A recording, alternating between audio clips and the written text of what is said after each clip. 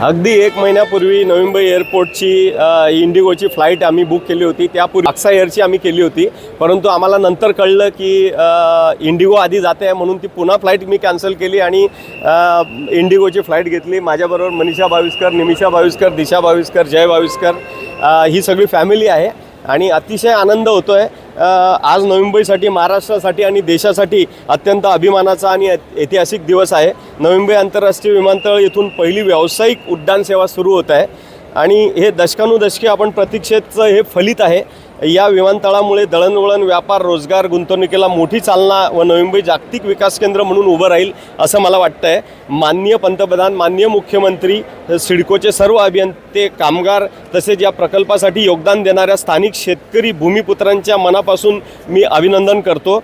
या ऐतिहासिक पहिल्या उड्डाणाच्या साक्षीदार होण्याचा मला आणि माझ्या कुटुंबाला विशेष गौरव वाटतो, विशेष अभिमान वाटतो। नवी मुंबई आंतरराष्ट्रीय विमानतळाला लोकनेते डी.बा. पाटील साहेब यांचं नाव देऊन नवी मुंबई घडवणाऱ्या स्थानिक शेतकरी भूमिपुत्रांच्या ऐतिहासिक संघर्षाचा सन्मान करण्यात यावा अशी मी माननीय पंतप्रधान, माननीय मुख्यमंत्री यांना मी विनंती करतो। आणि आज अतिशय कुटुंबाबरोबर येताना मला खूप आनंद झालेला आहे। माझ्याबरोबर मला वाटतं पनवेलच्या नगरसेविका आहेत, सिडकोचे माजी कर्मचारी आणि खूप वेगळा असा आनंद येत आहे। आणि आज अतिशय कुटुंबाबरोबर येताना मला खूप आनंद झालेला आहे। माझ्याबरोबर मला वाटतं पनवेलच्या नगरसेविका आहेत, सिडकोचे माजी कर्मचारी आणि खूप वेगळा असा आनंद येत आहे। नवी मुंबई अगदी कच्च्या रस्ते आम्ही पाहिलेले आहेत, बेलापूरचे कच्चे रस्ते आम्ही येताना बाईकवर इथं ट्रॅव्हल केलेलं आहे आणि आज विकासक म्हणून, भाविस्कर ग्रुपचं विकासक म्हणून हे काम करताना मला आनंद होतो। आणि तत्कालीन मुख्यमंत्री पृथ्वीराज चव्हाण साहेब यांच्याकडे आम्ही या सराउंडिंग एरियामध्ये एक विकास आराखडा तयार करण्यात यावा अशी प्रकारची मागणी केलेली होती आणि ही मागणी नैना म्हणून या ठिकाणी यशस्वी झाली।